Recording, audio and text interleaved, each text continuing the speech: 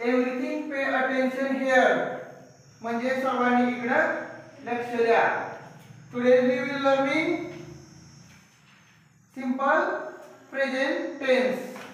Simple present tense.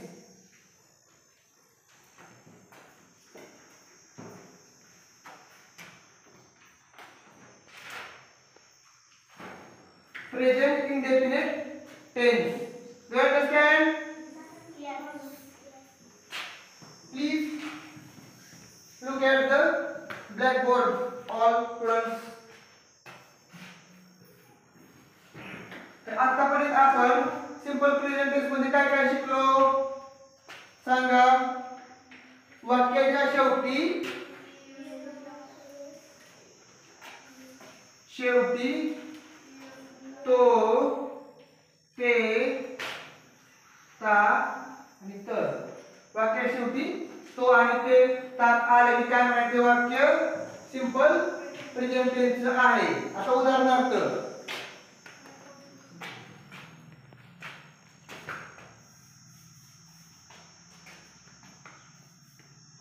ती शाळेत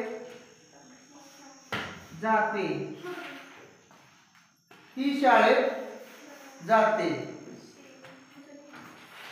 हे वाक्य कसं येईल?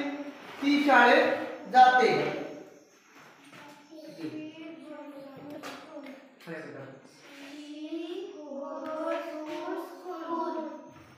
शी goes to school. हे बघा शी Goes to school.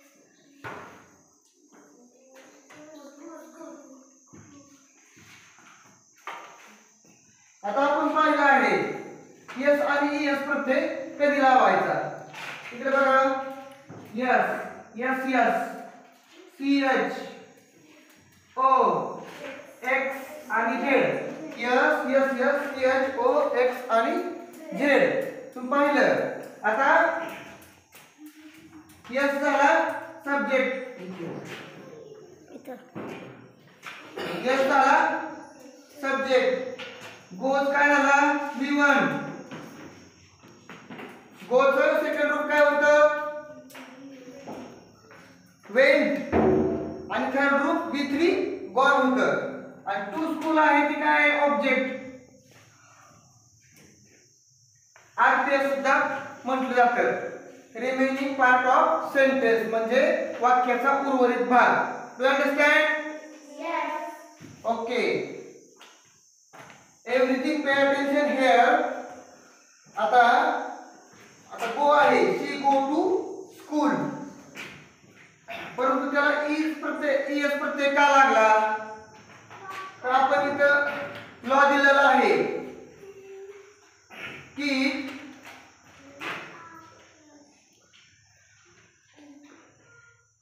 वर्ब आहे क्रियापद आहे. क्रियापदाच्या शेवटी ओ आलेला आहे. गो ओ आलेला आहे. इथं ओ आहे तुम्ही पाहू शकता. इथं आहे का O S S S C H O X Z. म्हणजे इथं ओ आलेला आहे. इथं पण गो चा ओ आलेला आहे. त्यामुळे त्याच्या पुढे ईएस हा प्रत्यय लागतो. समजलं का तुम्हाला? त्याच्या पुढे टू स्कूल. Do understand? तुम्हाला एक सेंटेन्स देऊ.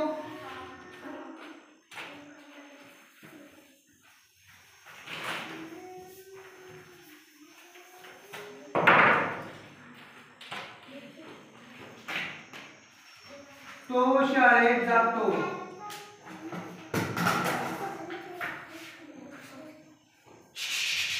पॉइंट. आता तो शाळेत जातो हे सेंटेन्स कसं तयार होईल तुम्हाला मी शिकवलेलं आहे. सर्वांनी प्रयत्न करून पहा. जर नाही जमलं तर मी तुम्हाला सांगतो. Do understand? ओके. दे कसं रे किल ना. दे म्हणजे ते आलं. तो आहे इथं तो ही.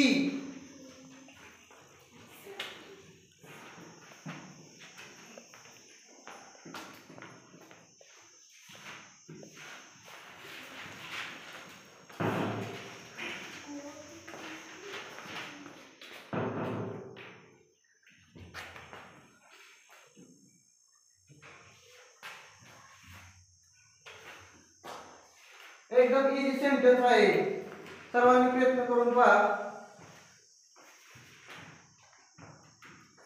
I hope as soon as possible you can solve this sentence. You understand?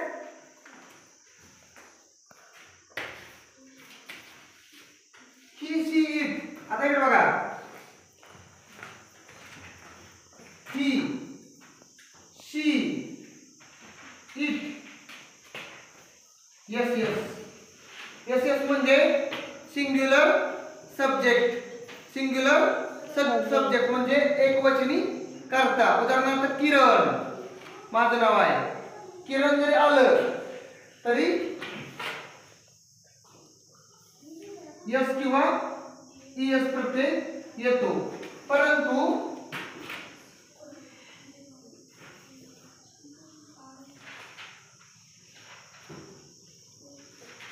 आयुवी जे आलं तर यस किंवा ईएस प्रत्यय येत नाही. लक्षात घ्या.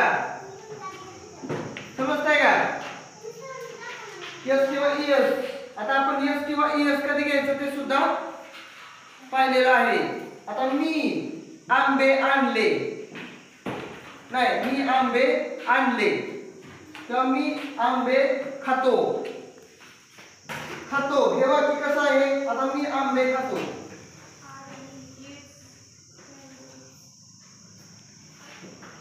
आता यस यस किंवा ईएस वाक्य आपल्याला इकडे बघा. I it's, I it's. आता ईएस प्रत्यय येत नाही, त्याला यस प्रत्यय लावावा लागेल. समजतंय का? कारण इथे टी आलेला आहे. S S S C H O X Z. त्याच्यामधलं एकही वर्ड किंवा एकही शब्द इथं नाहीये, त्यामुळे यस प्रत्यय. I it's. आता आंबे, एकापेक्षा जास्त आंबे. आंबा म्हणजे की एक आलं, एक ठिक आलं, परंतु आंबे एकापेक्षा जास्त आहेत. I it's mangoes. I it's mangoes. You understand? Okay. आता आपल्याला काय शिकायचं पुढं? डू कधी यूज करायचा आणि डज कधी यूज करायचा. आता हेच वाक्य तो शाळेत जात नाही. आता ही शी इट आलं की काय येतं? डज येतं. ही शी इट. तिथं यस यस, तिथं फक्त डज घ्यायचं. तो, आता इथं तो दिसतोय का? इथं कुठं आहे? इथं. He does not go to school. तो शाळेत जात नाही. You understand? आणि आयुवी जे आले की do, they do not go to school. ते शाळेत जात नाहीत. इथं डू येणार आणि इथं काय येणार? डज येणार. समजलं का? इथं डू डज आणि इथं डू. आयुवी जे आलं आणि पीएस अनेक वचनी करता आणि इथं एक वचनी करता. इथं डज येणार आणि इथं डू येणार. Do understand? Okay okay. आता तो शाळेत जात नाही हे वाक्य मला निगेटिव्ह करून दाखवा. चला, तुम्हाला तर मी तो ब्लॅक बोर्डवर सगळं नोट डाऊन करून दिलेलं आहे. चला पट पट पट सोडवा.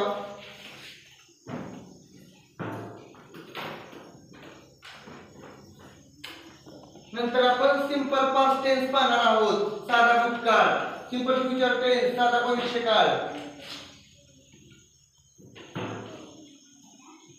नंतर आपण काय पाहणार आहे? Present continuous tense, past continuous tense, future continuous tense. त्याच्यानंतर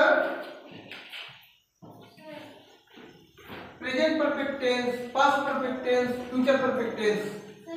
त्याच्यानंतर present perfect continuous tense, past perfect continuous tense आणि फ्युचर परफेक्ट कंटिन्युअस टेन्स. असं टेन्स आपण पाहणार आहोत.